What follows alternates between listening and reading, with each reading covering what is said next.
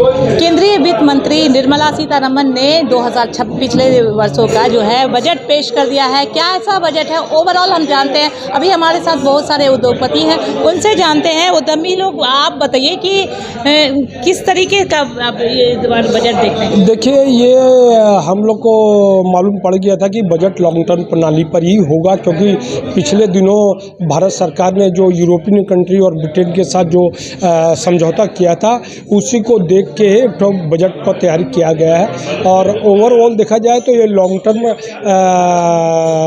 समय को ध्यान में रख के ही बजट बनाया गया है और बजट बहुत बैलेंस है। ये सही बात है कि कुछ राज्यों में चुनाव हो रहे हैं, उसके लिए भी कुछ बजट में प्रावधान है, लेकिन ओवरऑल बजट बहुत बढ़िया है और उससे सभी कैटेगरी को, चाहे वो किसान वर्ग हो, चाहे स्टूडेंट वर्ग हो, चाहे इंडस्ट्रीज के लिए हो, चाहे व्यापार के लिए हो, सभी के लिए। शेयर बाजार में थोड़ा देखा जा रहा है कि बदलाव देखिए, बदलाव तो दिखाई दे रहा है, लेकिन जैसे जैसे शेयर बाजार में बजट का समझ बढ़ रहा है, उस हिसाब से उसका रुझान भी जो गिरावट है वो कम होते जा रहा है। उसमें एक कारण ये हो सकता है जो STT जो 0.2% जो बढ़ा दिया है, उसका वजह भी एक तो ये हो सकता है। लेकिन अगर ओवरऑल हम लोग देश हित का बात करें तो लॉन्ग टर्म के लिए बजट बनाया गया और बजट बहुत बढ़िया बजट। कैसा बजट देखने को? देखिए, ये बजट जो माननीय वित्त मंत्री ने अभी प्रस्तुत किया है, हम लोग एक उम्मीद रखते हैं, जनसाधारण भी एक उम्मीद रखता है कि छूट मिले कुछ बजट में, लेकिन इस बजट में गवर्नमेंट ने छूट की जगह पे व्यापार को और इनकम को बढ़ाने पर जोर दिया है। तो बहुत अच्छा एक इनिशिएट है कि हर जगह सिर्फ छूट की बात नहीं करके सरकार ने व्यापार को बढ़ाने की बात की है। तो मुझे लगता है कि ये बजट आने वाले समय में व्यापारियों के लिए भी एक अच्छा बजट साबित होगा और देश के लिए भी अच्छा साबित होगा। कैसा रहा इस बार का बजट? बजट विकास उन्मुख है और पिछले कई सालों से जो क्षेत्र को छुआ नहीं गया था, उनको अब धीरे धीरे करके एक एक करके पकड़ा जा रहा है, जिसमें टूरिज़्म पर खास ध्यान दिया गया है। टूरिस्ट एरिया को डेवलप करना है, टूरिज़्म में रोज़गार पैदा करने हैं, फार्मा और हमारे यहाँ जो ट्रीटमेंट है वो बहुत महंगी होती जा रही है। ख़ास तौर पे जो क्रिटिकल ट्रीटमेंट है, कैंसर के 17 दवाइयों को पे कस्टम ड्यूटी घटाया गया है और ट्रीटमेंट फार्मा की और दवाइयाँ यहाँ पर बन सके और सस्ती हो सके, उस पर भी ध्यान दिया गया है। ख़ास तौर पे जो इन्होंने 1.5 लाख केयर गिवर्स यानी कि ख़ास तौर पे नर्स, उनका प्रशिक्षण के लिए जो जोर दिया है, ये भी बहुत ही हमारे लिए लाभदायक सिद्ध होगा। झारखंड के लिए मैं एक चीज़ कहूँगा कि निमहांस 2, अभी सिर्फ एक ही निमहांस है बेंगलोर में, निमहांस 2 रांची में आ रहा है। मुझे लगता है कि जो न्यूरो ट्रीटमेंट है उसके लिए ईस्टर्न जोन में जो बहुत बड़ी गैप थी, वो निमहांस 2 इसे पूरी करेगी। टैक्स को भी भविष्य को देखते हुए सारी चीज़ें की गई हैं, विश्वास लाने की कही गई है बातें, और इस पर डिटेल तो हमारे टैक्स विशेषज्ञ पीयूष चौधरी आपको बताएंगे ही। पर ओवरऑल बजट मतलब कि विकास को देखते हुए और जो क्षेत्र छूट गए थे उसे देखते हुए लिया गया है। क्या मानते हैं इस बार? बजट हो, आप जो चाहते हो बजट हो और राजनीति ना हो, ये सोचना गलत होगा। और ये सरकार तो मानती है कि उनकी अच्छी अर्थनीति अच्छी राजनीति होती है।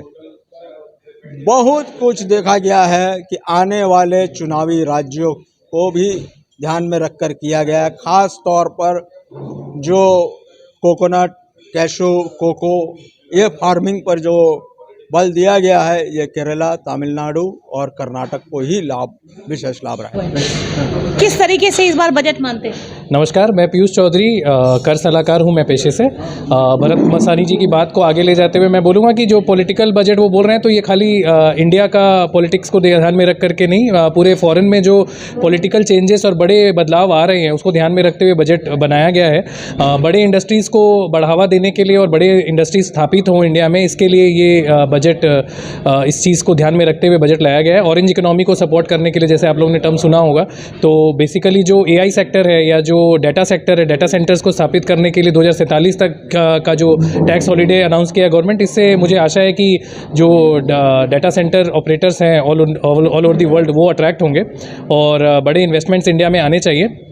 कंटेनर मैन्युफैक्चरिंग है और कुछ स्पेशल मैन्युफैक्चरिंग सेक्टर्स को सपोर्ट देने की बात कही गई है, तो इसका फ़ायदा कहीं ना कहीं जमशेदपुर जैसे शहरों को, जो इंडस्ट्रियल टाउन्स है, उनको भी मिलेगा।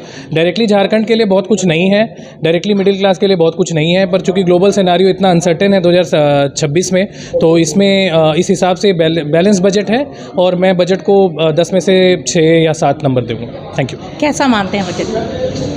देखिए, बजट जो बनाया गया है ये देश का बजट है और जो भी पूरे विश्व में जो सिनेरियो चल रहा है, जो टैरिफ का जो मार चल रहा है, जो अभी आपने देखा कि फ्री ट्रेड एग्रीमेंट यूरोपीय कंट्रीज़ के साथ में किया गया, बगल में बांग्लादेश की जो स्थिति है, उस सारे सिनेरियो को देखते हुए बहुत ही विकासोन्मुख बजट पेश किया गया है। चूँकि इंफ्रास्ट्रक्चर पर खर्च होगा तो लोकल जो बाज़ार, हमारे देश का जो बाज़ार है वो डेवलप होगा, बाज़ार में पैसा आएगा और पैसा आएगा तो निश्चित रूप से विकास होगा। और दूसरी बात, लोग कहते हैं कि टैक्स के स्लैब को देखा जाता है, जो वो माननीय वित्त मंत्री ने घोषणा की कि इसी साल 1 अप्रैल से जो नया इनकम टैक्स एक्ट लागू होने जा रहा है, उसमें बहुत सी सरलताएं आने जा रही हैं, जो कि छोटे और मझोले टैक्स पेयर्स को बहुत सी सुविधाएं और बहुत सी सरलताएं मिलेंगी देखने को।